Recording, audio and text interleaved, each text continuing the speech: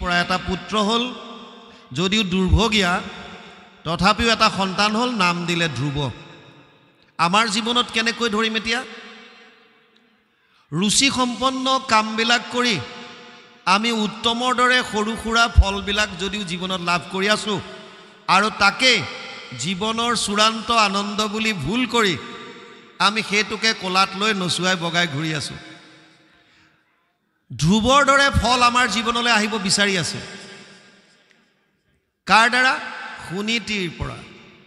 কৰ্তব্য কৰ্মখিনি যদি আমি কৰোঁ, উদাহৰণ লওক,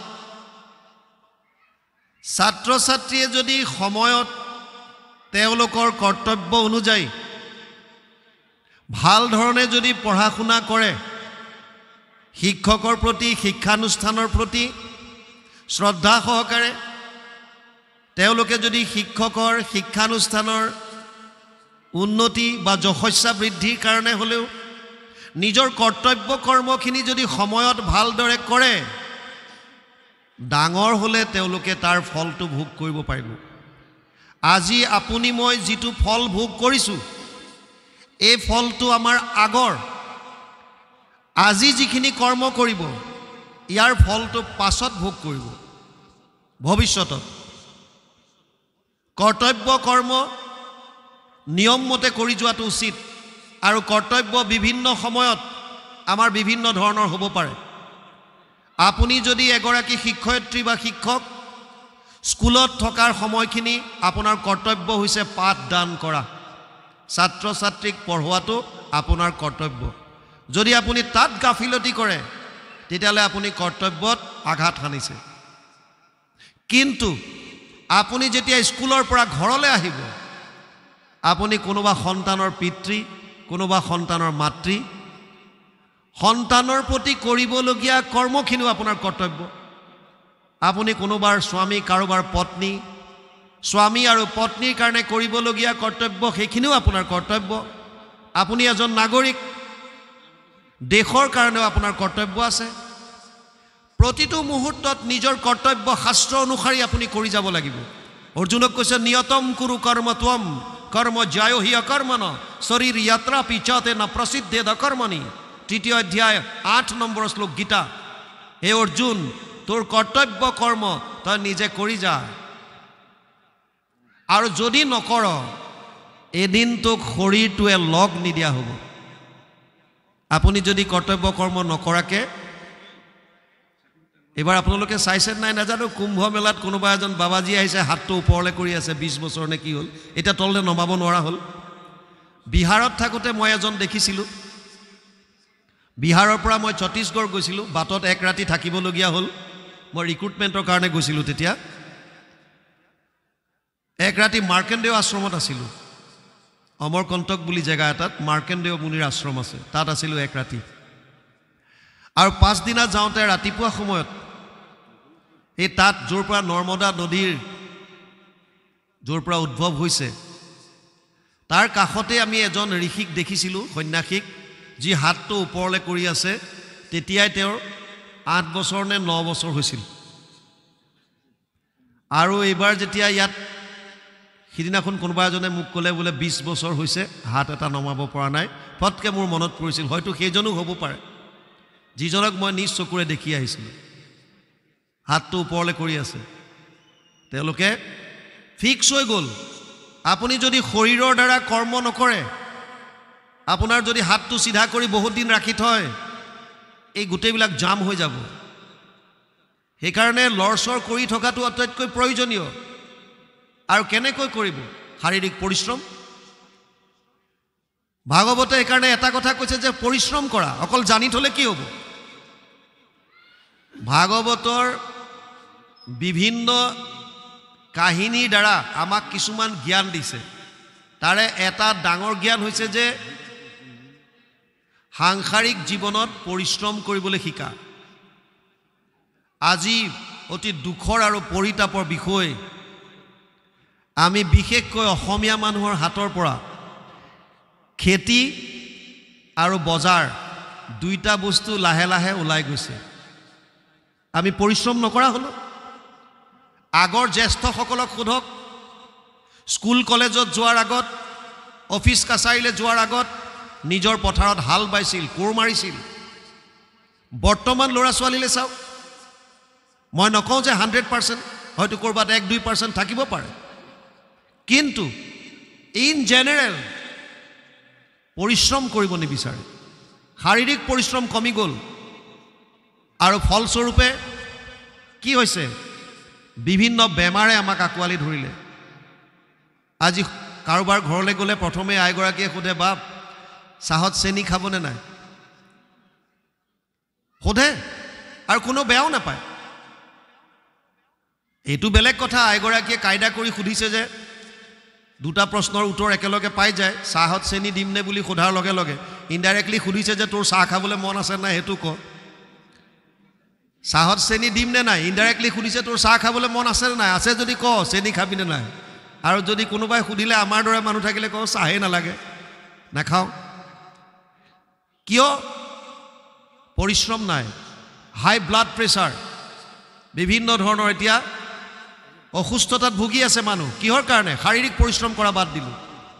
শাস্ত্ৰ শুনি আছোঁ, শাস্ত্ৰত কৈছে নিয়তম কুৰু কৰ্ম ত্বম কৰ্ম জয় হৈয়া কৰ্ম ন। তোৰ কৰ্মটো লাগিলে বেলেগৰ চকুত সৰু হওক। কোনোবাই শাক চব্জিৰ ব্যৱসায় কৰি পেলাই ঘৰ চলাইছে, কাৰোবাৰ দৃষ্টিত সৰু ব্যৱসায় হ'ব পাৰে, আপোনাক নিন্দা কৰিব পাৰে, কৰিবলৈ দিয়ক, কি আছে কৰক। আপুনি আপোনাৰ কৰ্তব্য কৰিছে, সৎ পথেৰে আপুনি দুপইচা অৰ্জন কৰিছে আৰু পৰিয়াল পোহপাল দিছে। কাৰোবাৰ দৃষ্টিত আপুনি কৰা চাকৰিটো সৰু হ'ব পাৰে, কৰিবলৈ দিয়ক। আপোনাৰ দৃষ্টিত আপুনি সতত থাকক আৰু নিজৰ পৰিশ্ৰম কৰক। নিজৰ পৰিশ্ৰম কৰিব লাগিব। কিন্তু বৰ্তমান আমাৰ হাতৰ পৰা লাহে লাহে খেতি আৰু বজাৰ দুইটা বস্তু হেৰাই যোৱাৰ যেন অনুভৱ হৈছে। আমি উৎসৱমুখী হৈ পৰিছোঁ বেছি।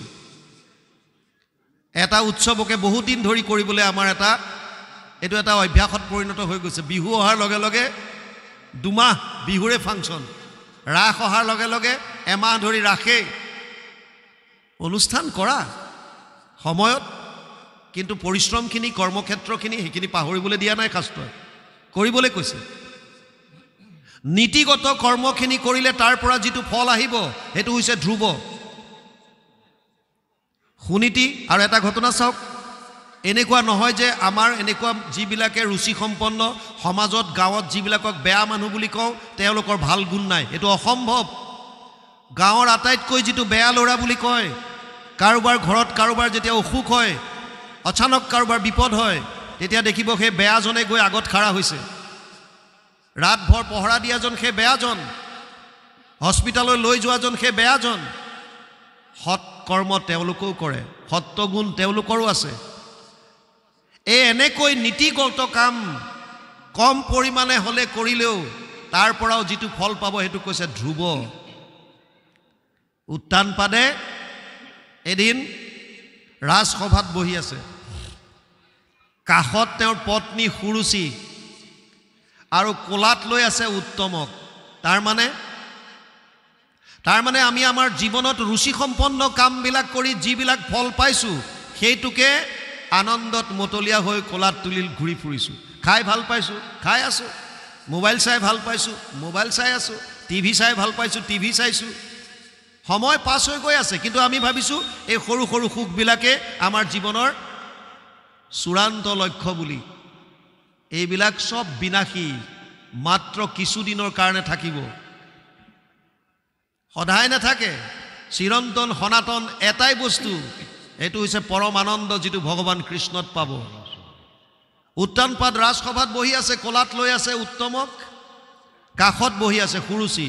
ধ্ৰুৱ আন আন লগৰীয়া ল'ৰাবিলাকৰ লগত খেলি ধূলি গৈ নিজৰ পিতাকক দেখিলে যে সিংহাসনত বহি আছে আৰু কোলাত তেওঁৰ ককায়েক উত্তমক লৈ আছে। ধ্ৰুৱৰ বাপেকৰ কোলাত উঠিবলৈ মন গ'ল, আগবাঢ়ি গ'ল, ময়ো তাত উঠিম। বাধা দিলে কোনে? ৰজাই বাধা দিয়া নাই। কোনে দিছে? সুৰুচিয়ে, পত্নীগৰাকীয়ে। তাৰ মানে কি? আপোনাৰ জীৱনতো ধ্ৰুৱৰ দৰে ভাল ভাল ফল আহিবলৈ অপেক্ষা কৰি আছে, কিন্তু বাধা কোনে দিছে? বাধা দিছে এই ৰুচিসম্পন্ন কামবিলাক। আমাৰ ভিতৰত দুটা শক্তি আছে, এটা প্ৰতিকূল শক্তি, এটা অনুকূল শক্তি। এটাই আপোনাৰ লক্ষ্যত আগবঢ়াই নিবৰ কাৰণে চেষ্টা কৰে, ফেভাৰেবল ফ'ৰ্চ, আৰু এটাই বাধা দিয়ে। আপোনালোকে উদাহৰণৰ সৈতে বুজক। এজনী ছোৱালীয়ে সিদ্ধান্ত ল'লে যে মই এবাৰ মেট্ৰিকৰ পৰীক্ষাত HSLC এক্সাম 6টা বিষয়তে মই 100 মাৰ্ক আনিম, 100% মাৰ্ক ল'ম। এইটো তেওঁ এটা লক্ষ্যত সিদ্ধান্ত ল'লে। এতিয়া ভিতৰত থকা যিটো অনুকূল শক্তি, এই শক্তিটোৱে ছোৱালীজনীক উদ্গনি জনাইছে যে আইজনী, তই যদি 100ৰ ভিতৰত 100কে প্ৰত্যেকটো বিষয়ত আনিব বিচাৰিছ, তেতিয়াহ'লে তোৰ যেনেকৈ তই পঢ়িছ সেইধৰণে পঢ়িলে কামত নিদিব। কেৱল স্কুল কলেজৰ পঢ়া আৰু টিউচনৰ পঢ়াই চাফিচিয়েণ্ট নহয়। কি কৰিব লাগিব? ভিতৰৰ পৰা ভাৱ আহিছে, মই ঘৰতো এক্সট্ৰা টাইম পঢ়িব লাগিব। আপোনাৰ লক্ষ্যত উপনীত হ'বৰ কাৰণে প্ৰথম আৰু প্ৰধান যিটো কৰ্তব্য, এইটো হৈছে সময়ৰ সৎ ব্যৱহাৰ। আমাক 24 ঘণ্টা সময় দিছে। ভগৱানে যে ধনী ধনী মানুহ চাই 24 ঘণ্টা দিছে, দুখীয়াবিলাকক কাৰোবাক 20 ঘণ্টা, কাৰোবাক 12 ঘণ্টা দিছে, এনেকুৱা নহয়। সকলোকে 24 ঘণ্টা দিছে। আমি কেনেকৈ ব্যৱহাৰ কৰিছোঁ 24 ঘণ্টাৰ? নাম্বাৰ 1, যদি ল'ৰা ছোৱালী আছে অকণমান মন দি শুনিবা। 24 ঘণ্টাক 3টা ভাগত ভাগ কৰিবলৈ দিছে। 8 ঘণ্টা, 8 ঘণ্টা, 8 ঘণ্টা। দৈনন্দিন জীৱনত খোৱা আৰু শোৱাৰ কাৰণে 8 ঘণ্টা চাফিচিয়েণ্ট। মানে 8 ঘণ্টাৰ ভিতৰত গা ধোৱা, খোৱা বোৱা আৰু লগতে ৰাতি শোৱা, এইকেইটা কাম সম্পূৰ্ণ কৰিব লাগে। 2 ঘণ্টা গা ধোৱা, খোৱা বোৱা যদি কৰা হয়, 6 ঘণ্টা শুই দিয়ক, বছ। 8 ঘণ্টাত খোৱা আৰু শোৱা সম্পূৰ্ণ হয়। কৰ্মচাৰীয়ে কৰ্ম কৰিবলৈ যাওঁতে, মজদুৰি কৰিবলৈ গ'লে, ল'ৰা ছোৱালীয়ে স্কুলত পঢ়িবলৈ গ'লে 8 ঘণ্টা সময় মাত্ৰ লাগে। এটা শিডিউল 8 আৱাৰ্ছ। আপুনি কৰ্মচাৰীক যদি 8 ঘণ্টাতকৈ বেছি লগায়, শ্ৰম অফিচৰ পৰা এইটোত এটা ডাঙৰ বেন আছে, যদি 8 ঘণ্টাতকৈ বেছি কোনোবা এজনক লগায়, অভাৰ টাইম পে' কৰিব লাগে। 8 ঘণ্টা আমাৰ কৰ্মৰ কাৰণে দিলে, বাকী থাকিল 8 ঘণ্টা।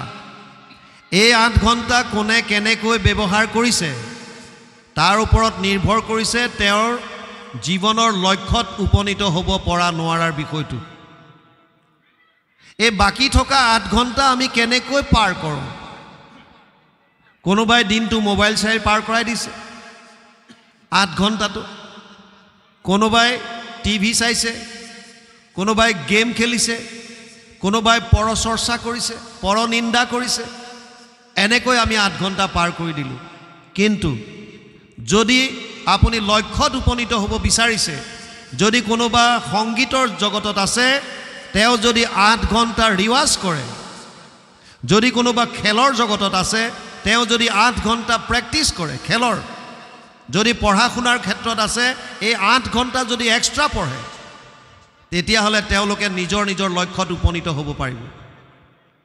ছোৱালীজনীয়ে ভাবিলে 8 ঘণ্টাৰ মই সৎ ব্যৱহাৰ কৰিম, ৰাতিপুৱা 4 ঘণ্টা পঢ়িম আৰু সন্ধিয়া 4 ঘণ্টা মোৰ ঘৰত মই পঢ়িম, সেইবুলি এখন ৰুটিন বনালে। কোনে সহায় কৰিছে? ভিতৰত থকা অনুকূল শক্তিটোৱে।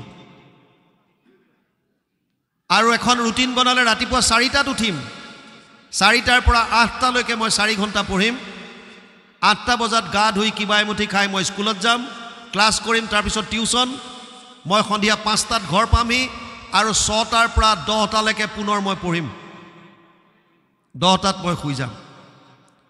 সময় পুৰা ধুনীয়াকৈ ৰুটিন বনালে, মাৰিলে, মোবাইলত এলাৰ্ম দিলে, ৰাতিপুৱা 4টাত শোৱাৰ পৰা উঠিম। এলাৰ্ম দি পেলাই শুই গ'ল। ৰাতিপুৱা 4 বজাৰ লগে লগে ছোৱালীজনীয়ে পাহৰিলেও মোবাইলটোৱে নাপাহৰে, প্ৰগ্ৰেমিং কৰা আছে, আৰু লগে লগে এলাৰ্ম বাজিল 4টাত। কিন্তু বতৰটো আছিল ঠাণ্ডা, তাতে মাকে ধুনীয়াকৈ কাপোৰ কানি দি শুৱাই থৈছে। যেতিয়া এলাৰ্মটো বাজিছে, এতিয়া প্ৰতিকূল শক্তিটোৱে ক্ৰিয়া কৰা আৰম্ভ কৰিছে, যিটোৱে আপোনাক মোক নিজৰ নিজৰ লক্ষ্যত উপনীত হোৱাত বাধা দিয়ে। প্ৰতিকূল শক্তিটোৱে কৈছে, বৰ আমেজ পাই আছিলোঁ শুই, আজিতো বাদ দে, আজি নুঠো আৰু, আজি শুই থাকোঁ, কাইলৈৰ পৰা পঢ়িম। কৃষ্ণ, কাইলৈৰ পৰা পঢ়িম বুলি ভাবি, ঠিক আছে, কাইলৈৰ পৰা পঢ়িম বুলি ভাবি মোবাইলটো অফ কৰি, এলাৰ্মটো অফ কৰি পুনৰ শুই থাকিল। কোনে মানা কৰিছিল? যিজনী ছোৱালীয়ে নিজেই ৰুটিন বনাইছে 4টাত উঠিম বুলি, 8 ঘণ্টা এক্সট্ৰা পঢ়িম বুলি, সেইজনী ছোৱালীয়ে ৰাতিপুৱা না ককায়েকে মানা কৰিছে, না বায়েকে, না মাকে, না বাপেকে, নিজৰ ভিতৰৰ পৰাই আহিছে যে আজিতো বাদ দে। কিয়? প্ৰতিকূল শক্তিয়ে ক্ৰিয়া কৰিছে। গীতাত অৰ্জুনক কৈছে, উধৰেদ আত্মনাত্মানম না আত্মানম অৱসাদয়েত আত্মৈ বহি আত্মনো বন্ধু আত্মৈ বৰিপুৰ আত্মন। 6ষ্ঠ অধ্যায় 5 নম্বৰ শ্লোক গীতা। মহাপুৰুষ মাধৱদেৱে অনুবাদ কৰিছে, আপুনি আপোন বন্ধু, আপুনি আপোন শত্ৰু, আপুনি আপোনাৰ ৰাখে মাৰে। আমাৰ ভিতৰতে চব আছে, সুৰুচিও আছে, সুনীতিও আছে। আপুনি কাক আঁকোৱালি লৈছে? কেতিয়া গম পাব? যেতিয়া এনেকৈ আপোনালোকে অধ্যয়ন কৰিব। এতিয়া গম পালে যে মই যদি মোৰ জীৱনটো কেৱল ৰুচি সম্পন্ন এণ্টাৰটেইনমেণ্টৰ মাজতে পাৰ কৰাই দিওঁ, তেতিয়া এই দুৰ্লভ জন্মটো পাই মোৰ কি লাভ হ'ল? দেৱৰো দুৰ্লভ এইটো শৰীৰ। 84 লাখ জুনি ভ্ৰমণ কৰাৰ পাছত আমি এইটো শৰীৰ পাইছোঁ। 84 লাখ জুনি, 20 লাখ সব স্থাৱৰ জানো, 9 लाख जलसर सब मानो, 11 लाख कुरुम को भी गावे पक्षीगण, 10 लाख बतावे, 30 लाख पशु जानो हो भाई, 4 लाख बंदर दुखदाई, जब ये 84 लाख कट जावे तब कहूँ मानुष तन पावे। 20 लाख गस गसनी प्रजाति जीवय मानुहर शरीर पोৱাৰ আগত गस गसनी হৈ পেলাই 20 लाख जुनी भ्रमण কৰিব লাগে। 9 लाख जलचर प्राणीर प्रजाति, 11 लाख কাছৰ দৰে বগাই যোৱা সৰীসৃপ জাতীয় প্ৰাণীৰ প্ৰজাতি, 20 9 29 11 40 10 লাখ চৰাই চিৰিকটিৰ প্ৰজাতি, 50 30 লাখ বিভিন্ন হিংস্ৰ জন্তু, 80 4 লাখ বান্দৰৰ প্ৰজাতি, 84 লাখ জুনি ভ্ৰমণ কৰাৰ পাছত 100 কোটি জন্মান্তৰে হৈ মহাভাগ নৰ শৰীৰক জীৱে তেবে পাৱে লাগ। প্ৰথমতেতো বুঝক কিমান দুৰ্লভ। শংকৰাচাৰ্যই লিখিছে 3টা দুৰ্লভ বস্তু, দুৰ্লভম ত্ৰায়মেবাতত দেৱানুগ্ৰহ কাৰকম মনুষ্যত্ব মুমুক্ষত্ব মহাপুৰুষ সংশ্ৰয়া। 3টা দুৰ্লভ বস্তুৰ ভিতৰত এটা হৈছে মনুষ্যত্ব প্ৰাপ্তি। কিমান দুৰ্লভ! ব্ৰহ্মায়ো ইচ্ছা কৰে এইটো শৰীৰ পাবলৈ। ভাৰত বৰিষ ধন্য কলি যুগ হৰি হৰি হৰি হৰিয়ে হৰি হৰি হৰি ব্ৰহ্মাৰ প্ৰাৰ্থনী নৰতনু অনুপাম। আৰু আমিবিলাকে পাই যদি ইয়াৰ সৎ ব্যৱহাৰ নকৰোঁ, কেৱল সুৰুচিক লৈ ব্যস্ত থাকোঁ, কেৱল উত্তম কলাত লৈ যদি ব্যস্ত থাকোঁ, আহিবলগীয়া আমাৰ জীৱনলৈ ধ্ৰুৱৰ দৰে সন্তানবিলাক আহিবই নোৱাৰিব। আমাৰ শৰীৰটো এদিন যোৱাৰ লগে লগে অস্তিত্ব শেষ। আমিতো বেছি দিনটো কোনো জীয়াই নাথাকে। মানুহৰ আয়ুস মাত্ৰ 100 বছৰ। পুৰুষৰ আয়ুস 100 বৰিষ সাক্ষাৎ, তাহাৰ অৰ্ধেক যায় বিফলে নিদ্ৰাত। প্ৰহ্লাদে দৈত্য শিশুসকলক কৈছে, হে দৈত্য শিশু সমস্ত, মনুষ্যৰ আয়ুস কেৱল 100 বছৰ, তাৰে আধাটো শুই থাকোঁতে যায়।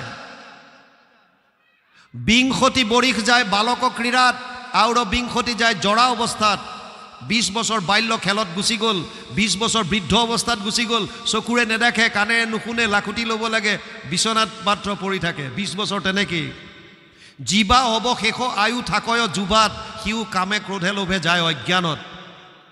যুৱ অৱস্থাত যিকণ পাইছোঁ শৰীৰ সক্ষম, সেইকণ সময়তো আমি শাস্ত্ৰসন্মত কাম নকৰোঁ, নীতিসন্মত কাম নকৰোঁ, কেৱল ৰুচিসম্পন্ন কাম কৰি আমি পাৰ কৰাই দিছোঁ। কি হ'ব তেতিয়া? ইমান দুৰ্লভ শৰীৰটো পাই ইয়াক কেনেকৈ ব্যৱহাৰ কৰিব লাগে তাৰ কাৰণে আমি জানি লোৱাটো উচিত। কেতিয়া জানিব লাগে? প্ৰহ্লাদে দৈত্য শিশুসকলক কৈছে, কৌমাৰে আচৰিত প্ৰাজ্ঞ ধৰ্মান ভাগৱতানিহ দুৰ্লভ মানুষ দেহ তত্ৰাপি ধ্ৰুৱম অৰ্থদম। 7:6:1 সপ্তম স্কন্ধ 6ষ্ঠ অধ্যায় 1ম শ্লোক।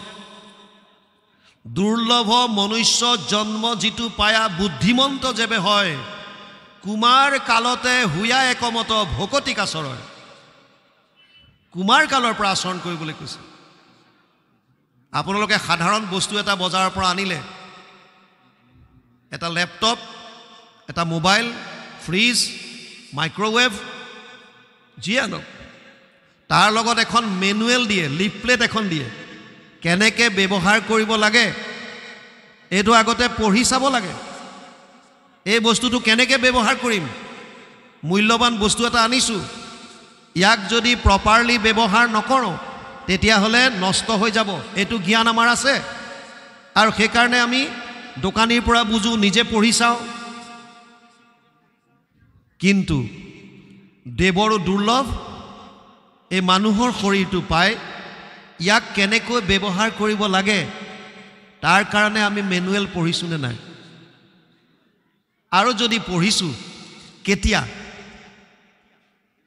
ব্যৱহাৰ কৰাৰ পাছত। প্ৰথম কথা, মেনুৱেল কি? শাস্ত্ৰৰ উত্তম গীতা ভাগৱত। সি গীতা ভাগৱত দুখন লওক আৰু ইয়াৰ কাৰণে সুন্দৰভাৱে কীৰ্তন দিছে, দশম দিছে, ঘোষা, ৰত্নাৱলী। শাস্ত্ৰৰ উত্তম গীতা ভাগৱত যদি গীতা ভাগৱত দুখন ভাগে আপোনালোকে যদি মেনুৱেল হিচাপে লয়, কিন্তু কেতিয়া পঢ়িব? কৌমাৰে আচৰিত প্ৰাজ্ঞ, কুমাৰ কালৰ পৰা। উত্তৰাখণ্ডত মোৰ পোষ্টিং আছিল ৰাণীক্ষেত্ৰত, 2 বছৰ আছিলোঁ, 12 পৰা 14লৈকে। এতিয়াও হিমালয়ৰ ওপৰত বহুতো সন্ন্যাসীয়ে জ্ঞান মাৰ্গৰ দ্বাৰা নিৰ্গুণ নিৰাকাৰ ব্ৰহ্মক উপাসনা কৰি আছে, যদিও পথটো আপোনাৰ মোৰ দৰে সহজ সাধ্য নহয়, অতি কষ্টকৰ। ঘৰ দুৱাৰ বাদ দি গৈছে, মাক বাপেক মিতিৰ কুটুম চব বাদ দি পেলাই পাহাৰৰ ওপৰত গৈ একান্ত মনে ঈশ্বৰত চিন্তা কৰি আছে। তেওঁলোক বাৰিষাৰ 4 মাহ তললৈ নামি আহে, ওপৰত থাকিব নোৱাৰে। তেতিয়া এবাৰ তেনেকৈ 4জনমান সন্ন্যাসী তললৈ নামি আহি এজন ভেড়াৰখীয়াৰ ঘৰত আশ্ৰয় ল'লে।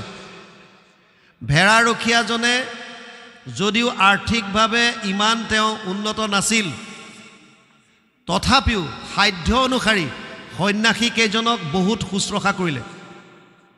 সন্ন্যাসীকেইজনে যোৱাৰ সময়ত ভেড়াৰখীয়াজনক ক'লে যে, বোপাই, তোমাৰ হাতত পইচা পাতি কম থকাৰ স্বত্তেও তুমি আমাক ইমান সেৱা শুশ্ৰূষা কৰিলা, তাৰ কাৰণে মই মোৰ হাতত থকা এটা আপুৰুগীয়া মণি তোমাক দি যাওঁ। আৰু সেই বুলি পাৰসমণি এটা দি গ'ল। পাৰসমণি ভাগৱতত চিন্তামণি, স্পৰ্শমণি বিভিন্ন নামত আছে। পাৰসমণিৰ এনেকুৱা ইয়াৰ গুণ আছে, যদি লোহাত স্পৰ্শ কৰি দিয়ে লোহাডাল সোণ হৈ যায়। তেনেকুৱা আপুৰুগীয়া মণি এটা এই সন্ন্যাসী কেইজনৰ হাতত আছিল আৰু যোৱাৰ সময়ত ভেড়াৰখীয়াটোক দি গ'ল, এইটো তই এইবছৰ ব্যৱহাৰ কৰ, অহা বছৰ যেতিয়া আমি বাৰিষা নামি আহিম আমাক মণিটো ঘূৰাই দিবি। পাৰসমণি বুলি তাক দি থৈ গ'ল। এবছৰৰ পাছত যেতিয়া সন্ন্যাসী কেইজন পুনৰ বাৰিষাৰ 4 মাহ কটাবৰ কাৰণে তললৈ আহিল, ভেড়াৰখীয়াজনৰ ঘৰলৈ গ'ল আৰু দেখা পালে যে ভেড়াৰখীয়াজনৰ অৱস্থা আগৰ দৰে আছে, আৰ্থিকভাৱে কোনো উন্নতি হোৱা নাই। সন্ন্যাসী কেইজনে সুধিলে, তোমাক যে এটা মণি দিছিলোঁ, কি কৰিলা? ভেড়াৰখীয়াটোৱে কৈছে, কোনটো? সেইটো নে কি বিৰাট যে জিলিকি থাকে চিকচাক মণিটো? বোলে সেইটোৱেই। কৰিলা কি? কৈছে, মোৰ আটাইতকৈ মৰমৰ যিটো ভেড়া পোৱালি আছে তাৰ ডিঙিত বান্ধি থৈছোঁ। আমাৰো গতি একেই, বহুমূলীয়া সম্পদ আমাৰ আছে। ব্ৰহ্মায়ো মানুহৰ শৰীৰ পাবলৈ ইচ্ছা কৰে, ব্ৰহ্মাৰো প্ৰাৰ্থনী নৰতনু অনুপাম। কিয়? কাৰণ দেৱতাই হওক জীৱ জন্তুৱে হওক ভক্তি কৰিব পৰা উপায় কাকো দিয়া নাই, কেৱল মনুষ্যক দিছে। কেৱল মনুষ্যতনু ঈশ্বৰ ভক্তিৰ কাৰণে উপযোগী আৰু তথাপিও যদি আমি ভক্তি নকৰোঁ তেতিয়াহ'লে বিফলে জনম গৈলা ভৈলা সৰ্বনাশ জীৱন্ততে মৰাইটো ভাতিৰ নিশ্বাস। ইয়াত এতিয়া উত্তানপাদ বহি আছে, দিনেক উত্তানপাদ মহাৰাজা চক্ৰৱৰ্তী ৰত্ন সিংহাসনে আছে বসি, নানা দিশ বিদিশৰ ৰায় ৰাজা ৰাজেশ্বৰ নিপতিক আশ্ৰয় উপাসী, বিভিন্ন দেশৰ ৰজা মহাৰাজাই উপাসনা কৰি আছে। উত্তমক কোলে লৈ স্নেহপাশে বদ্ধ হৈয়া শাসন্ত মাতন্ত মনৰংগে, কত শিৰঘ্ৰাণ কৰি কত গলা বান্ধি ধৰি বদন চুম্বন্ত মহাৰংগে। উত্তমকে পাই নোপোৱাৰ পোৱাদি পাইছে। আমাৰো একেই গতি। সৰু সৰু সুখবিলাক সংসাৰৰ পৰা ৰুচিৰ পৰা সেইবিলাকেই জীৱনৰ চূড়ান্ত বুলি ভাবি তাতে মগন হৈ আছোঁ। দিন ৰাত সময় গৈ আছে, খবৰ নাই। আমি সৰু সুৰা সুখবিলাককে বুকুত বান্ধি সময়বিলাক পাৰ কৰি আছোঁ। আৰু তেনে সময়তে সুৰুচিও সেহি ঠাই পুত্ৰৰ আনন্দ চাই নিপতিক আচন্ত উপাসী, ধ্ৰুৱে শিশুগণ সংগে খেলাই পুৰন্দ ৰংগে, সেহি থানে প্ৰৱেশিলা আহি। ধ্ৰুৱ আহি সেই থান পালেহি। বাপৰ ভীতিক চাই কিছু কিছু কৰি যায়, ধ্ৰুৱ গয়া চাপিলন্ত পাশ, বাপৰ কোলাক যাইবু অনেক আদৰ পাইবু, মনে হেন কৰে অভিলাষ। ধ্ৰুৱই ভাবিলে দেউতাই মোৰ ককাইদেউক লৈ আছে উত্তমক, গতিকে ময়ো গৈ দেউতাৰ কোলাত উঠোঁ, ময়ো আনন্দ পাম। সেই বুলি ভাবি ওচৰ চাপিছে, খাটৰ ওচৰ পাই পিতৃৰ মুখক চাই হাত মেলি শান্ত উঠিবাক। ৰাজা সুৰুচিক ভয় দেখি যেন নেদেখয়, নকৰিলা আশ্বাস ধ্ৰুৱক। উত্তানপাদে পত্নীক ভয় কৰিছে, মই যদি দুহাত মেলি লওঁ সুৰুচিয়ে কিজনী বেয়াকৈ কয়, এইকাৰণে কোনো ধৰণৰ আশ্বাস নকৰিলে। আনহাতে কাষতে আচন্ত ৰৈ সুৰুচিও মহাদৈ, আতিগৰ্বে বোলে সৰ্ববাক, দুৰ্ভগাৰ পুত্ৰ হৈ ৰাজাৰ খাটত তই কেনমতে চাখ উঠিবাক। সুৰুচিয়ে বাধা দিছে। আমাৰ জীৱনৰ লক্ষ্যবিলাক আহৰণ কৰাত, জীৱনৰ লক্ষ্যবিলাক আমি লাভ কৰাত কেৱল বাধা হৈছে আমাৰ এই সুৰুচি। সৰু সৰু ইন্দ্ৰিয়ৰ প্ৰীতি সাধন কৰিবৰ কাৰণে কৰা কৰ্মবিলাক, যিবিলাকক শাস্ত্ৰত প্ৰেয় বুলি কৈছে। দুটা মাৰ্গ আছে, এটা প্ৰেয় আৰু এটা শ্ৰেয়। শ্ৰেয়টোৱে ভগৱানৰ ওচৰলৈ নিব আৰু প্ৰেয়টোৱে ইন্দ্ৰিয়ৰ প্ৰীতি সাধনত লগাব। আমি জীৱনটোৰ বেছি সময় ইন্দ্ৰিয়ৰ প্ৰীতি সাধনত গুৰুত্ব দিছোঁ। ইয়ালৈকে গৈছে, তাৰপিছত কি আহে চাওঁ। কৃষ্ণ এ ৰাম সপত্নী ভাৱতে থাকি, ধ্ৰুৱ কবুলন্ত ডাকি। পদে কৈছে সপত্নী ভাৱতে থাকি, ধ্ৰুৱক বুলন্ত ডাকি, শুন পুত্ৰ বচন আমাৰ, ইটো নৃপতিৰ পাত ৰত্ন সিংহাসন খাত, পাত কুমাৰেহে অধিকাৰ। সুৰুচিয়ে কৈছে এইখন পাতত উঠিবৰ কাৰণে কেৱল পাতৰ অধিকাৰী সেইসকলৰহে আছে, তোৰ দৰে দুৰ্ভগীয়া মাতৃৰ সন্তানৰ নাই। তই ইয়াত উঠাৰ কাৰণে যোগ্য নহয়। যদি ইয়াত উঠিব বিচাৰিছ তই মোৰ গৰ্ভত জন্ম হ, আৰু তাৰ কাৰণে বিষ্ণুক আৰাধন কৰ। বিষ্ণুক আৰাধন কৰ, এভো পুত্ৰ এক কৰ, মোৰ বাক্য মনে ধৰ, তপ কৰি বিষ্ণুক আৰাধ, চিৰকাল ব্ৰত কৰি আন বৰ অনাদৰি, মোৰ পুত্ৰ হৈবে হেনসাদ। আনৰ বৰ কথা চিন্তা নকৰি, অন্য বৰ তই ঈশ্বৰৰ ওচৰত প্ৰাৰ্থনা নকৰি, এটা বৰ মাত্ৰ খোজ, যাতে মোৰ পৰা উৎপন্ন হ'ব পাৰ। কাৰ পৰা? সুৰুচিৰ পৰা। আৰু তেতিয়া যদি হৰি তুষ্ট হন্ত, তোকৈ এহি বৰদেন্ত, মোৰ এহি গৰ্ভে উপযশ, কৈলো মই স্বৰূপত তেবেইটো আসনত, বসিক বাৰ অধিকাৰ হক। যদি ভগৱান তুষ্ট হৈ তোক বৰ দিয়ে আৰু তই যদি মোৰ গৰ্ভৰ পৰা পুনৰ জন্ম হ, তেতিয়াহে তই এইখন আসনত বহিব পাৰিবি। মানে সুৰুচিয়ে যদিও বাধা দিছে, এটা কথা কিন্তু সুৰুচিয়ে সুন্দৰ কথা ক'লে, যদি জীৱনত কিবা ইচ্ছা কৰিছ বিষ্ণুৰ চৰণত ধৰ, তাৰ বাহিৰে গতি নাই। আশ্ৰয়, মই আপোনালোকক প্ৰথমে কৈছিলোঁ ভাগৱতৰ 10টা লক্ষণৰ শেষৰ লক্ষণটো হৈছে আশ্ৰয় বা শৰণ। আজি সমাজত প্ৰায়বিলাক মানুহ বিভ্ৰান্তিত ভুগি আছে, শৰণ ক'ত ল'ম বা আশ্ৰয় ক'ত ল'ম। ইমান বিভ্ৰান্তিকৰ কথা চাবলৈ গ'লে একোৱেই নাই। শাস্ত্ৰৰ উত্তম গীতা ভাগৱতে যিটো কৈছে তাকে মানক, নালাগে কাৰো কথা শুনিব, কোনেও আপোনালোকক চেলেঞ্জ কৰিব নোৱাৰে। গীতা ভাগৱতে যিটো কৈছে আমি সেইটো মানিছোঁ। গীতাত কৈছে সৰ্বধৰ্মান পৰিত্যাজ্য মাম একম শৰণম ব্ৰজ, মোৰ ওচৰত আহ। আৰু যদি কৃষ্ণত একান্ত শৰণ হয়, কৃষ্ণই যদি ইচ্ছা কৰে, কৃপা কৰে, কোন কেনেকৈ কলৈ যাব আপোনালোকে গম নাপাব। এখন দেশত এজন ৰজা আছিল, ৰজাজনৰ কোনো উত্তৰাধিকাৰী নাছিল। আমাৰ যিটো বস্তু হাতত নাথাকে তাত আমি সুখ আছে বুলি ভাবোঁ, এইটো আমাৰ স্বভাৱ। মোৰ হাতত এটা এণ্ড্ৰইড ফোন আছে, মোৰ লগৰটোৱে যদি এটা আইফোন আনিলে, দামী ফোন এটা যদি আনিলে, মই মোৰ সাধাৰণ ফোনটোত সুখ নোপোৱা হৈ যাওঁ। কিয়? লগৰটোৱে দামী ফোন আনিছে তেনেকুৱা এটা লাগে। আপুনি এখন গাড়ীত চলি আছে, আপোনাৰ লগৰজনে দামী গাড়ী এখন লৈ ল'লে, আপোনাৰ এতিয়া আগৰ গাড়ীখনত সুখ নাইকিয়া হৈ গ'ল। কেনেকৈ মই তাৰ নিচিনা এখন আনিব পাৰোঁ বা তাতকৈ দামী। যিটো বস্তু আমাৰ হাতত নাই তাত আমি সুখ বিচাৰোঁ। আৰু আটাইতকৈ ডাঙৰ কথা, জীৱনৰ বেছিভাগ সময় থকা বস্তুখিনি উপভোগ নকৰি নথকা বস্তুৰ পিছত আমি দৌৰি থাকোঁতে গৈছে। আৰু ভাগৱতে কৈছে, যিটো পোৱা তাতে হৈবা সন্তোষিত মন, এতেক প্ৰকাৰে তুষ্ট হুন্ত নাৰায়ণ। যিটো পাইছা তাত সন্তুষ্ট হ'বলৈ শিকা। ৰজাজনৰ সন্তান নাছিল, তেওঁ ভাবিছে যদি মোৰ এটা সন্তান হয় মই পৃথিৱীৰ আটাইতকৈ সুখী মানুহ হ'ম।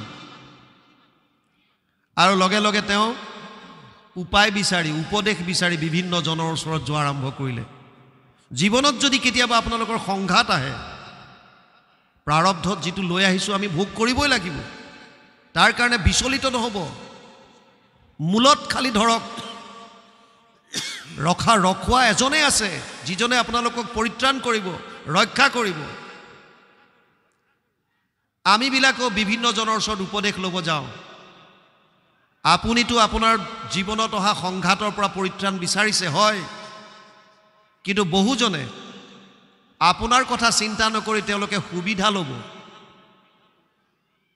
আজি বহুতো হস্পিটেলৰ কথা আমি পাওঁ, বিনা কাৰণত বিভিন্ন ধৰণৰ টেষ্ট কৰাই মানুহৰ পৰা লুটি আছে।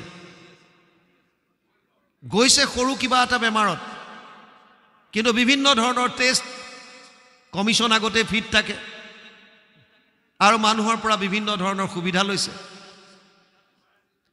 এই ৰজাজন এজন তান্ত্ৰিকৰ ওচৰলৈ গ'ল আৰু তান্ত্ৰিকজনক ক'লেগৈ যে মোক এজন উত্তৰাধিকাৰী লাগে, তাৰ কাৰণে কিবা উপায় আছে নেকি কোৱা। তান্ত্ৰিকজনে ক'লে যে মহাৰাজ, এটাই উপায় আছে, এটা সৰু ল'ৰা বলি দিব লাগিব। আচৰিত নহ'ব আপোনালোক, নৰবলিৰ কথা যে আগতে আছিল এতিয়া নাই তেনেকুৱা নহয়। মোৰ 2014ত মই উত্তৰাখণ্ডৰ পৰা ৰঙিয়াত পোষ্টিং হৈ আহিলোঁ। সেই বছৰে ডিচেম্বৰ মাহত ঢেকীয়াজুলি বুলি এটা জেগাৰ এখন বাগানত নিজৰ খুৰাকে কণমানি ভতিজাকক কিডনেপ কৰি লৈ গৈছিল কালিৰ ওচৰত বলি দিবলৈ। আজি 1.5 বছৰ 2 বছৰ আগত কামাখ্যা মন্দিৰত 2জনমান পুৰোহিতক এৰেষ্ট কৰিছে পুলিচে নৰবলিৰ কেছত। এতিয়াও চলি আছে। স্বভাৱে লম্পট বিষয়ত অনুৰাগ, স্বৰ্গ পাইবু বুলি ৰংগে কাটে হংসচাগ। কাটি আছে, বলি দি আছে।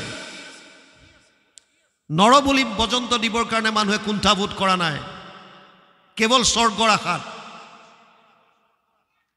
ৰজাজনক ক'লে যদি এটা নৰবলি তুমি দিব পাৰা, সৰু ল'ৰা এটা যদি বলি দিয়া, তেতিয়াহ'লে তোমাৰ জীৱনতো এটা সন্তান আহিব। ৰজাজন কিছু ধাৰ্মিক আছিল। তেওঁ ভাবিলে মই কোনগৰাকী মাতৃৰ কোলাৰ পৰা সন্তান এটা কাঢ়ি আনি পেলাই বলি দিম, অসম্ভৱ, মোৰ কাৰণে এইটো সম্ভৱ নহয়। তান্ত্ৰিকজনে ক'লে মহাৰাজ তেতিয়াহ'লে আপুনি আপোনাৰ সন্তানৰ আশা বাদ দিয়ক, আপোনাৰ জীৱনত আৰু সন্তান নহয়। লোভত পৰিলে আমি পাপ কৰ্ম আচৰণ কৰোঁ। ত্ৰিবিধম নৰকস্যেদম দ্বাৰম নাশনম আত্মন কাম ক্ৰোধ তথা লোভস্তস্মাতে তত্ৰিয়ম তজেত। ষষ্ঠাদশ অধ্যায় 21 নম্বৰ শ্লোক গীতা। অনুবাদ কৰিছে মহাপুৰুষ মাধৱদেৱে ঘোষাত। যতেক অনৰ্থ আছে সংসাৰত তাত তিনিবিধ সাৰ, কাম ক্ৰোধ লোভ আপোন নাশন জানি কৰা পৰিহাৰ। কাম ক্ৰোধ আৰু লোভ নৰকৰ তিনিখন দুৱাৰ বুলি কয়। লোভত পৰিল ৰজা, কিন্তু তেওঁ জোৰ কৰি কোনোবা মাতৃৰ কোলাৰ পৰা সন্তান কাঢ়ি অনাৰ বিপৰীতে প্ৰজালৈ লোভটো পেলাই দিলে। ৰাজ্যত ঘোষণা কৰি দিলে যদি কোনোবাই নিজ ইচ্ছামতে কাৰোবাৰ এটা সন্তান যদি বলি দিবৰ কাৰণে আগবঢ়াই দিয়ে, তেতিয়াহ'লে তেওঁলোকক ইমান ধন সোণ দিম 14 পুৰুষলৈ আনন্দত খাব পাৰিব। সেইখন ৰাজ্যত এটা ভিক্ষাৰী পৰিয়াল আছিল, যাৰ 9টা সন্তান, 9টাই ল'ৰা। মাক বাপেকে ভিক্ষা খোজে। তেওঁলোকে পিতেক 9টাক সন্মুখত বহুৱাই ল'লে আৰু মাক বাপেকে ক'লে বোপাইহঁতো এটা সুবৰ্ণ সুযোগ পাইছোঁ, যদি তহঁতৰ 9টাৰ মাজত কোনোবা এজন বলি হৈ যাওঁ, তেতিয়াহ'লে আমি ভৱিষ্যত জীৱনটো আনন্দত কটাব পাৰিম, পইচা পাতিৰ কাৰণে ইমান কষ্ট নহ'ব। প্ৰশ্ন আহিল এতিয়া বলি হৈ যাব কোনটো? 9টা ল'ৰাৰ ডাঙৰটোক ক'লে যে বোপাই তই বুজা পৰা অকণমান হৈছ, তয়ে বলি হ। ই ক'লে মই কিয় যাম? জন্ম যেতিয়া দিছা, আমাৰ নিজৰ ভৰিত থিয় হ'ব নোৱাৰালৈকে পালন পোষণৰ দায়িত্ব তোমালোকৰ। মাক বাপেকক ক'লে যেতিয়ালৈকে আমি নিজৰ ভৰিত থিয় হ'ব নোৱাৰোঁ, তেতিয়ালৈকে পালন পোষণৰ দায়িত্ব তোমালোকৰ। খুজি মাগি আনা, চুৰ ডকাইত কৰি আনা, তোমালোকৰ কথা, আমাক খুৱাবই লাগিব। এটা এটাকৈ চবকে সুধি আহিলে, কোনো এটা মান্তি নহ'ল। একেবাৰে সৰু ল'ৰাটোৰ বয়স 7 বছৰ। তাৰ আকৌ এটা অভ্যাস, সি বুজিব পৰাৰ পৰাই য'ত 2-3জন ভকতক দেখা পায়, গামোচাখন পিন্ধি পোন মাৰি টুক টুককৈ দৌৰ মাৰে আৰু ভকতৰ কাষত থাকে। পানী আনি দিয়া, কলপাত আনি দিয়া, কঠখন আনি দিয়া ইত্যাদি কৰি ভকতক সহায় কৰে আৰু ভকতৰ মুখৰ পৰা ভাগৱতৰ কাহিনীবিলাক শুনে। সৰুৰে পৰা সেইটো সংস্কাৰ। মাক বাপেকে সুবিধাটো ল'লে আৰু তাক ক'লে যে বোপাই তইতো ভাগৱতৰ কথা শুনিছ? বোলে শুনিছোঁ। দধীচি মুনিৰ বিষয়ে শুনিছনে নাই? বোলে শুনিছোঁ। দধীচি মুনিয়ে দেৱতাসকলক যেতিয়া বৃত্তাসুৰে আক্ৰমণ কৰিবলৈ আহিল, বৃত্তাসুৰৰ ভয়ত দেৱতাসকলে বিষ্ণুৰ ওচৰত যেতিয়া শৰণ ল'লে, বিষ্ণুৱে এটা উপায় দিলে, যদি দধীচি মুনিয়ে অস্থি দান কৰে, এই অস্থিৰ দ্বাৰা মোৰ শক্তি দিম, তেজ দি পেলাই এপাত অস্ত্ৰ নিৰ্মাণ কৰি দিয়া হ'ব, সেই অস্ত্ৰৰ দ্বাৰাহে বৃত্তাসুৰৰ বধ কৰিব পাৰিবা। আৰু দেৱতাসকল দধীচি মুনিৰ ওচৰলৈ গ'ল। দধীচি মুনিয়ে নিজৰ শৰীৰ ত্যাগ কৰি অস্থি ইন্দ্ৰক দান দিলে। ইন্দ্ৰই সেই হাড় আনি, অস্থি আনি এপাত বজ্ৰ নিৰ্মাণ কৰিলে, নাম দিলে ইন্দ্ৰৰ হাতত যিপাত বজ্ৰ, সেই বজ্ৰপাত। অস্ত্ৰ এপাত নিৰ্মাণ কৰিলে, নাম দিলে বজ্ৰ। এতিয়া মাক বাপেকে কৈছে দধীচি মুনিয়ে দেৱতাসকলক ৰক্ষা কৰিবৰ কাৰণেই নিজৰ শৰীৰ ত্যাগ কৰিছিল। তইতো আজি তোৰ পৰিয়ালটোক ৰক্ষা কৰাৰ কথা আহিছে, গতিকে তই নিজৰ পৰিয়ালটো ৰক্ষা কৰিবলৈ তোৰ শৰীৰটো তই দান দিব নোৱাৰিবিনে? কণমানিটোৱে কৈছে মা দেউতা, এটা চৰ্ত আছে, চৰ্তটো যদি তোমালোকে মানা তেতিয়াহ'লে মই মোৰ শৰীৰ দান দিব পাৰিম। কি চৰ্ত? মোক তোমালোক দুইটাই আদেশ দিব লাগিব, আজ্ঞা কৰিব লাগিব। ৰামচন্দ্ৰই পিতৃ আজ্ঞা পালি 14 বছৰ বনবাস খাটিছিল। পৰশুৰামে পিতৃ আজ্ঞা পালি মাতৃ ৰেণুকাৰ ডিঙি কাটি দিছিল। গতিকে ময়ো তোমালোকৰ আজ্ঞা পালন কৰিম, মোক আজ্ঞা কৰা। মাক বাপেকে তত্ত্বটো বুজি নাপাই ক'লে তোক আদেশ দিছোঁ, আজ্ঞা কৰিছোঁ, তই বলি হৈ যা। ই ক'লে ঠিক আছে, ৰজাৰ ঘৰত খবৰ দিয়া। তেতিয়া ৰজাৰ ঘৰত খবৰ দিলে পিছদিনা কেইবাজনো সৈন্য আহিছে, সেনা আহিছে আৰু কণমানিটোক লগত লৈ গৈছে।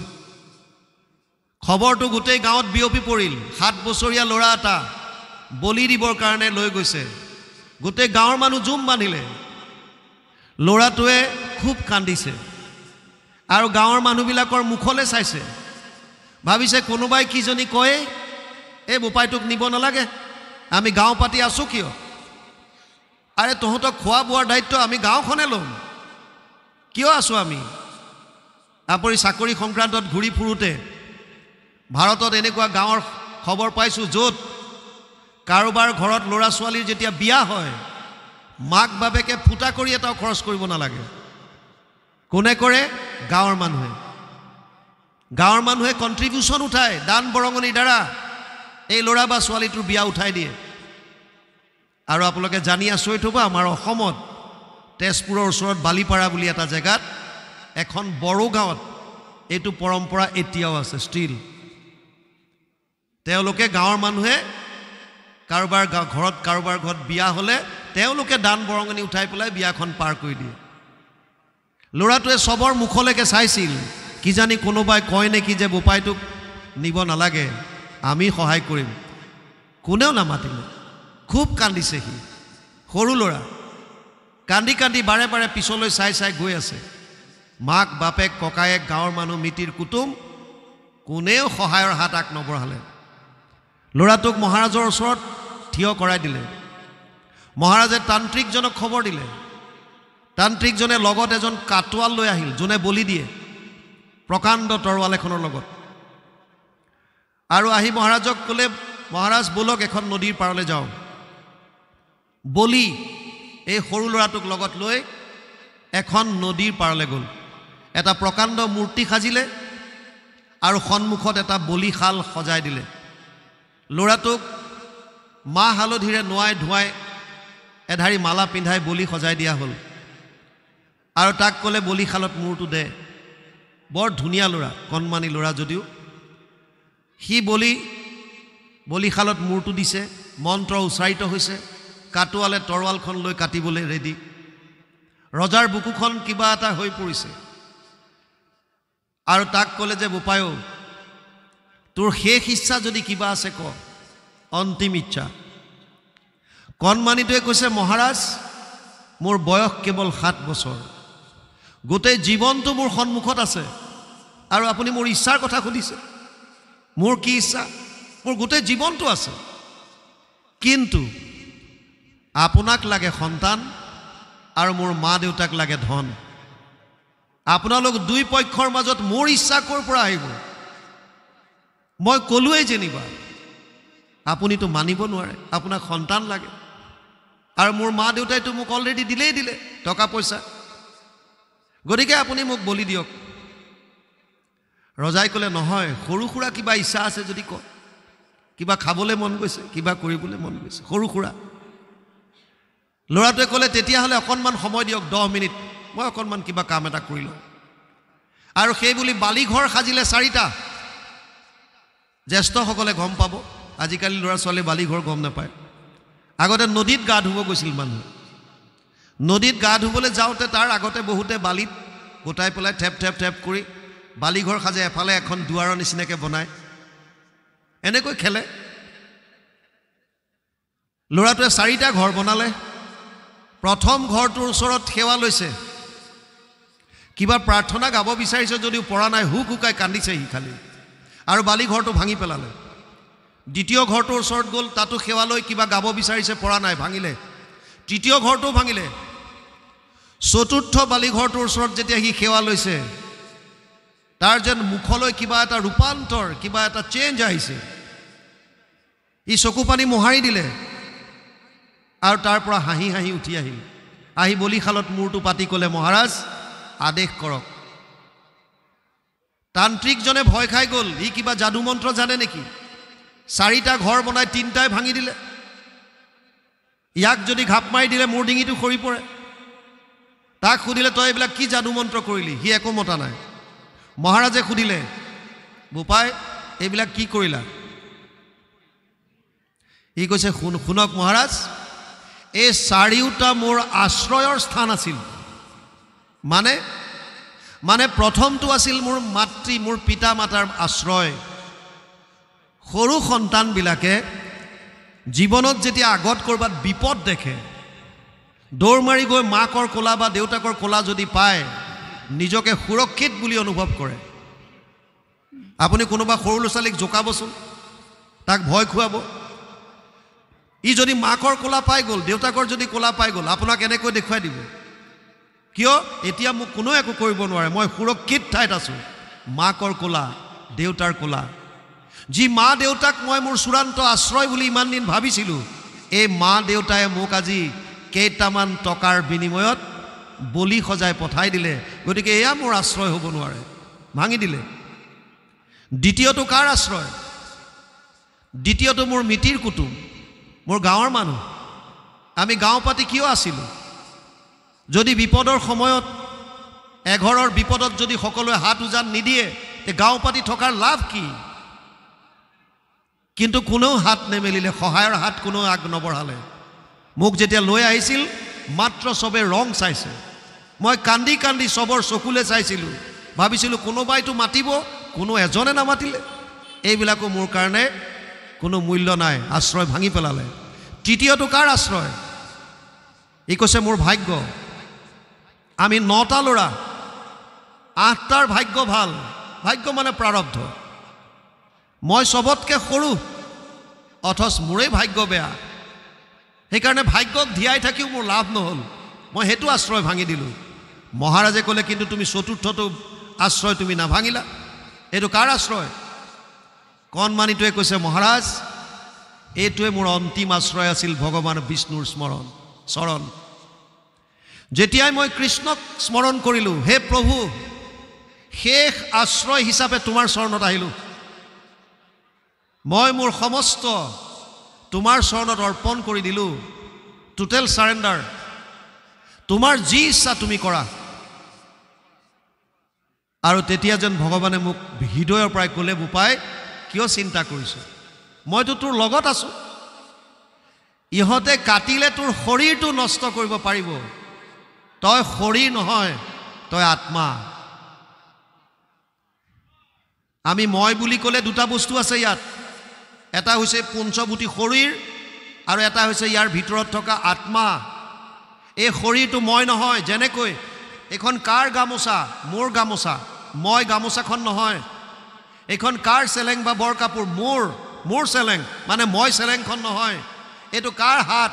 মোৰ হাত, তাৰ মানে মই হাতটো নহয়। এইটো কাৰ শৰীৰ? মোৰ শৰীৰ, তাৰ মানে মই শৰীৰটো নহয়। মোৰ বস্তুবিলাক মই হ'ব নোৱাৰোঁ। মোৰ শৰীৰ, আজি 2 দিনমানৰ পৰা মোৰ গাটো বেয়া হৈ আছে। আপুনি অসুস্থ নহয়, আপোনাৰ শৰীৰটো অসুস্থ।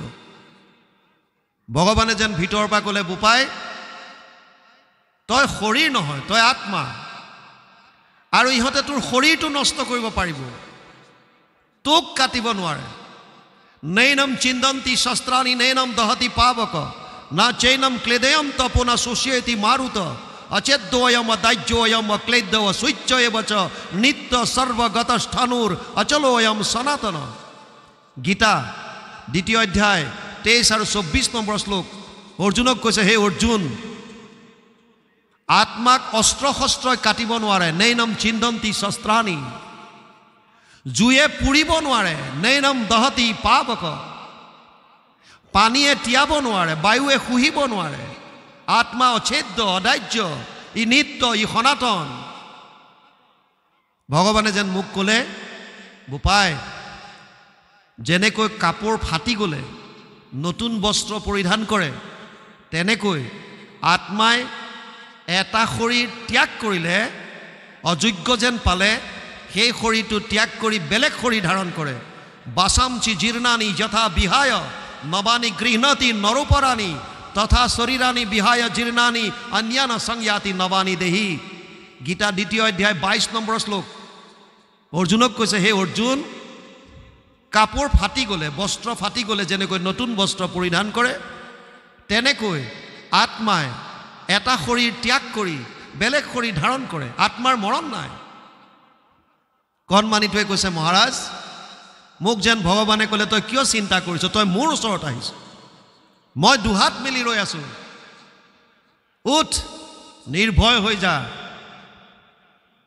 অভয়ম সত্য সমশুদ্ধি জ্ঞান যোগ ব্যৱস্থিত দানম দমস্য যজ্ঞস্য স্বাধ্যায়স্তপাৰ্জনম দৈবিক সম্পদ প্ৰথম যিটো কোৱালিটি এৰিছ ভয় মোক অভয় দান দিলে উঠ নিশ্চিন্ত হৈ যা মই আছো তোৰ লগত তোৰ শৰীৰটো নষ্ট কৰিব ইহঁতে তোক কাটিব নোৱাৰে আৰু তেতিয়া কণমানিটোৱে ক'লে যে মহাৰাজ মোৰ মনত আৰু তিল মানুহ ভয় নাই আপুনি আদেশ কৰক বলি দিবলৈ কওক মন্ত্ৰ উচ্চাৰণ হ'ল কাটোৱাল ৰেডি হ'ল ৰজাৰ হৃদয় কঁপি উঠিছে ৰজাই ক'লে তান্ত্ৰিকজনক 1 মিনিট ৰ তই গ্যাৰেণ্টি দিব পাৰিবিনে এই কণমানিটোক বলি দিয়াৰ পাছত মোৰ যিটো সন্তান হ'ব ই লৰাই হ'ব তান্ত্ৰিকজনে ক'লে যে গ্যাৰেণ্টি দিব নোৱাৰো ছোৱালীও হ'ব পাৰে উত্তৰাধিকাৰী কিবা এটা হ'ব ক'লে তই গ্যাৰেণ্টি দিব পাৰিবিনে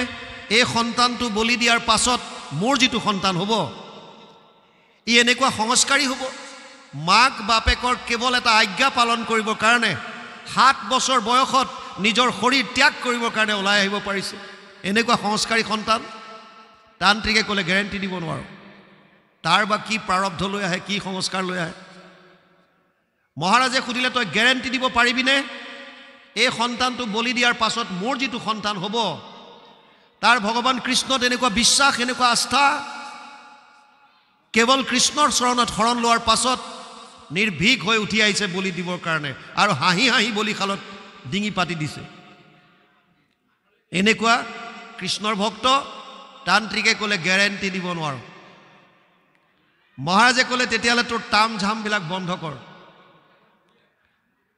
তান্ত্ৰিকজনে ক'লে মহাৰাজে এবাৰ চিন্তা কৰক যদি মই তাম ঝাম বন্ধ কৰি দিওঁ আপোনাৰ কিন্তু উত্তৰাধিকাৰী নহয় আপুনি আশাবাদ দিয়ক মহাৰাজে ক'লে মোক আৰু বেলেগ সন্তান নালাগে কিয় যিহেতু এই সন্তানটোক মাক বাপেকে ত্যাগ কৰিলে ইয়াৰ বিনিময়ত মই মাক বাপেকক যত যিমান ধন সোণ দিবলগীয়া আছিল ইতিমধ্যে মই দিলো গতিকে মোক আৰু বেলেগ উত্তৰাধিকাৰী নালাগে মই এই সন্তানটোকে মোৰ সন্তান হিচাপে মই তুলনীয়া হিচাপে তুলি ল'ম আৰু ইয়ে এইখন ৰাজ্যৰ উত্তৰাধিকাৰী হ'ব মুকং কৰতি বাচালম পঙ্গুং লংঘয়তে গিৰিম যত কৃপা তমহং বন্দে পৰমানন্দ মাধৱম যাৰ দয়া বলে খোৰা পৰ্বত চৰাৱে মুখে ৰাও নাহি যাৰ হিতু কবি হুৱে হেনয় পৰমানন্দ বন্ধু মাধৱক কৃপা কৰা বাপ কৃষ্ণ মই অজ্ঞানক ভগৱান কৃষ্ণই যদি কৃপা কৰিব 4 হাতে যেতিয়া আপোনাক দিয়া আৰম্ভ কৰিব আপুনি 2টা হাতে কিমান চপাব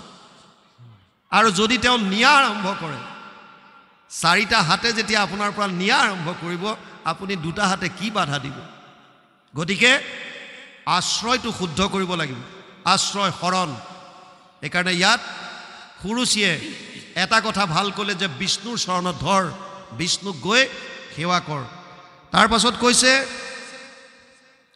ইজন্মত তই আৰ নুহিকখ অধিকাৰ মিছা ইচ্ছা নকৰ সৱালে দুৰ্ভগাৰ হুয়া পুত্ৰ উঠিবাক শাসকুত্ৰ হৈৰ পৰা গুজ ভালে ভালে ইয়াৰ পাছতে কবি অকণমান স্তুতি কৰিছে নমো নমো মাধৱক অৰুণ চৰণ দুইক চৰণ কমলে বাৰম্বাৰ পাপ পংকে মগ্ন ভইলো চৰণে শৰণ লৈলো প্ৰভু মোক উদ্ধাৰা ইবাৰ কবিয়ে কৈছে পাপ পংকত মগ্ন হৈ আছো কলিৰ দুখত আমাৰ মনৰ চিন্তাবিলাক বহুত বেয়া হৈ গ'ল আৰু তাৰ কাৰণে বিভিন্ন ধৰণৰ অপকৰ্মবিলাক আমি কৰি আহিছো আৰু তাৰ ফলস্বৰূপে পাপৰ বোকাত পংকত আমি মগ্ন হৈ আছো ইয়াৰ পৰা পৰিত্ৰাণ দিব পৰা যদি কোনোবা আছে এয়া হৈছে কৃষ্ণৰ চৰণ আৰু সেইকাৰণে কবিয়ে কৈছে ইয়াত নমো নমো মাধৱক অৰুণ চৰণ দুইক চৰণ কমলে বাৰম্বাৰ পাপ পংকে মগ্ন হৈলো চৰণে শৰণ লৈলো প্ৰভু মোক উদ্ধাৰা ইবাৰ মোক উদ্ধাৰ কৰি লৈ যোৱা নাম যদি ৰূপে গুণে দুহানটো সমান তথাপি ৰাজাৰ মতি সুৰুচিত আতি ভৈলা খকতি ও দুৰ্ভগা ভৈলা হুনীতি